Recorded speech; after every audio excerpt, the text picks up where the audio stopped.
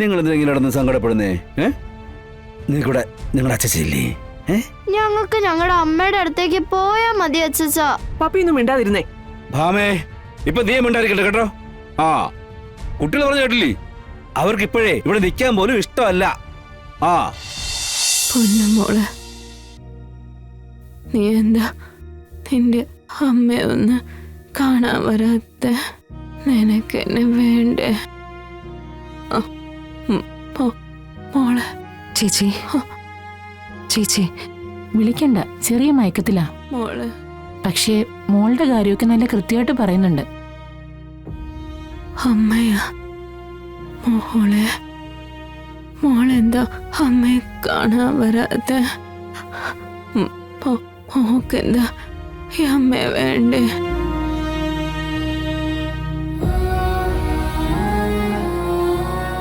മോളെ, അമ്മ. മോളെ കുറിച്ചുള്ള ആദ്യ ശാരികയുടെ ഇപ്പോഴത്തെ പ്രശ്നം. മോളെ ഒന്ന് കാണിക്കാൻ പറ്റിയിരുന്നെങ്കിൽ ശാരികയുടെ പകുതി അസുഖം മാറിയേനെ.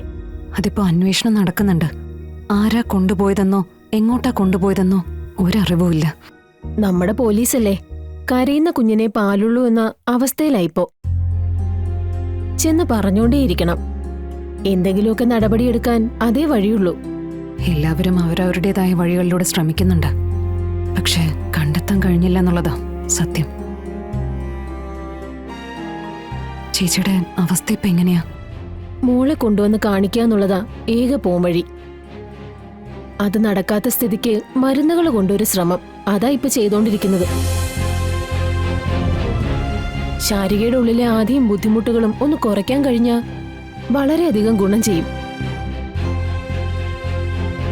മെഡിസിൻ കൊണ്ട് മാറ്റാൻ പറ്റാത്ത പല അസുഖങ്ങളും ജീവിതത്തിലെ ചില നല്ല നിമിഷങ്ങൾ കൊണ്ടും നല്ല മുഹൂർത്തങ്ങൾ കൊണ്ടും മാറ്റാൻ കഴിയുമെന്ന് നമ്മൾ കേട്ടിട്ടില്ലേ? ഉചിതമായ രീതിയിൽ എന്തൊക്കെ ചെയ്യാൻ കഴിയോ അതൊക്കെ ചെയ്യുക. ഒടുവിൽ നമുക്ക് കിട്ടുന്ന റിസൾട്ട് പോസിറ്റീവ് ആയിരിക്കണമെന്ന് മാത്രം.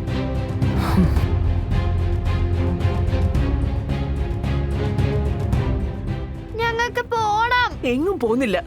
നിങ്ങൾ എങ്ങും പോകുന്നില്ലെന്ന് പറഞ്ഞില്ലേ? ഞങ്ങൾക്ക് ഞങ്ങളുടെ അമ്മയെ കാണണമെന്നല്ലേ പറഞ്ഞത്? നിങ്ങൾക്ക് പറഞ്ഞാ മനസ്സിലാവില്ലേ? അമ്മ ഇല്ല നിങ്ങൾക്ക്. ഈ ഭാമ രാവിലെ തുടങ്ങിയല്ലേ, നിക്കണ്ട. എന്തൊരു കഷ്ടമായത്. ഞങ്ങൾക്ക് അമ്മയെ കാണണം. ഞങ്ങൾക്ക് ഞങ്ങളുടെ അമ്മയുടെ അടുത്ത് പോണം. നിങ്ങൾ ഒരിടത്തും പോകുന്നില്ല. നിങ്ങൾക്കിനി അമ്മയില്ല.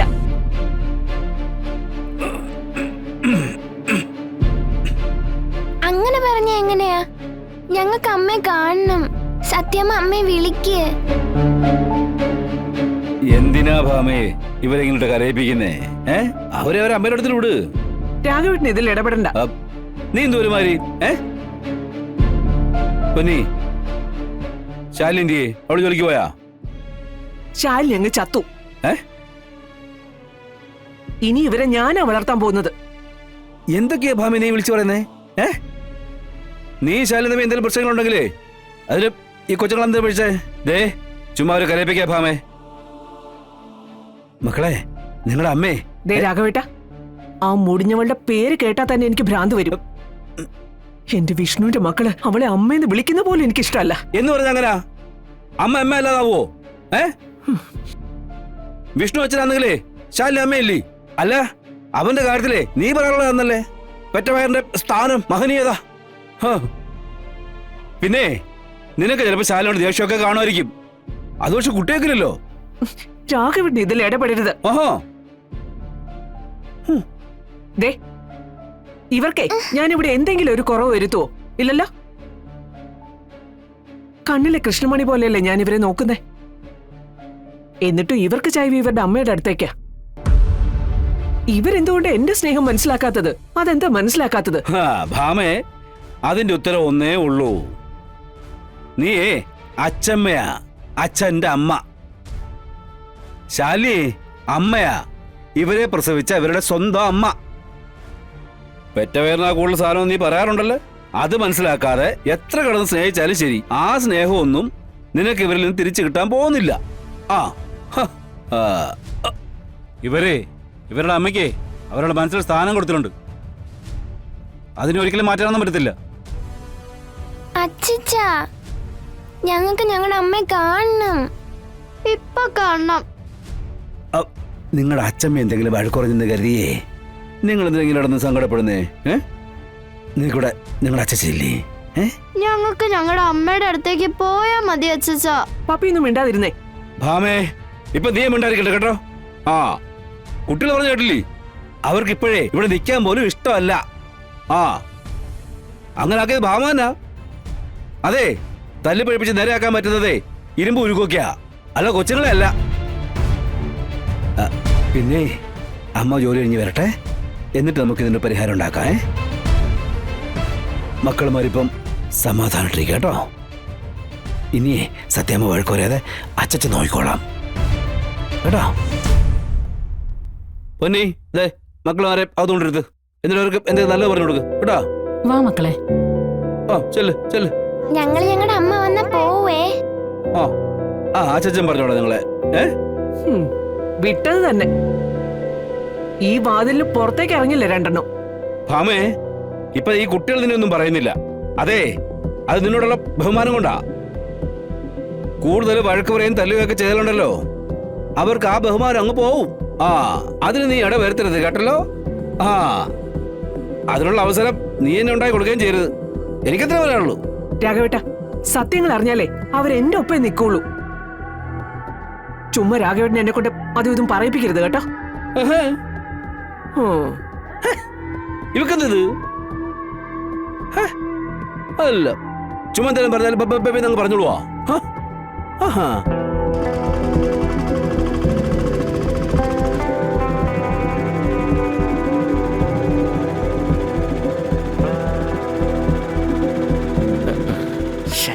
എടാ, നീ ഇത് ആരെയാടാ ഈ നോക്കുന്നേ?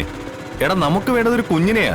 ദേ അച്ഛനെ തള്ളില്ലാണ്ട് കുഞ്ഞുണ്ടാവില്ലല്ലോ, അതുകൊണ്ടാ തള്ളയെ നോക്കുന്നേ. ആ, എടാ, തള്ളയുടെ കൂടെ കുഞ്ഞുണ്ടാവുന്ന പോലെ തള്ളയുടെ കൂടെ കുഞ്ഞിന്റെ അച്ഛനും കൂടെ ഉണ്ടാവും. അത് നീ മറക്കണ്ട. അയ്യോ, അച്ഛനെ സംശയിച്ചതാ. അച്ഛനെ നമുക്ക് വേണ്ട നല്ല ഐശ്വര്യമുള്ള കുഞ്ഞാ.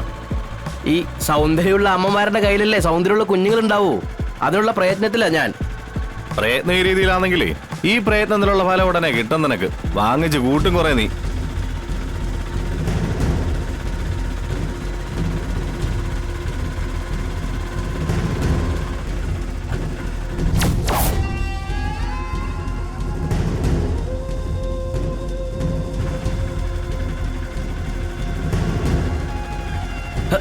ആശനെ കൊച്ച് ദാ അവിടെ. എവിടെ? അവിടെന്ന്.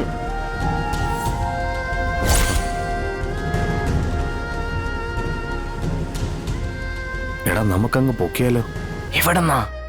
അത് പട്ടാപ്പകല. അത് പിന്നെ പുലിവാല. ആശനെ കേസാവേ. എടാ, അതങ്ങനല്ലടാ. കുഞ്ഞിന്റെ അമ്മയോടും അച്ഛനോടും സംസാരിച്ചുറപ്പിച്ച് കുഞ്ഞിനെ കൊണ്ടുപോകുന്ന കാര്യം ഞാൻ ഈ പറഞ്ഞേ. ആ, അങ്ങനെ തെളിച്ചു പറ.